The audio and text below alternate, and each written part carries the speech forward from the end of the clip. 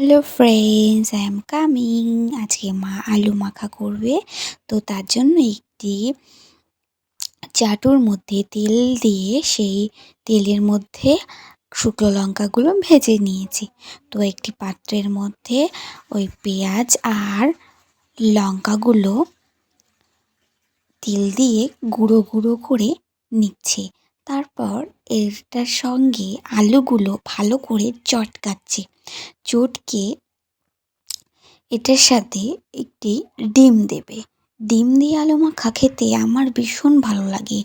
তো মা এখানে ডিম নিয়ে নিয়েছে, ডিমটা দিয়ে ভালো করে মাখাচ্ছে। দেখতেই পাচ্ছ, ভালো করে মাখাবে যাতে ডিমগুলো গুঁড়ো গুঁড়ো হয়ে গিয়ে আলুর সাথে মিক্সড হয়ে যায়। তোমরা দেখো ফাইনাল লুকটা দেখতে কি ভালো লাগছে।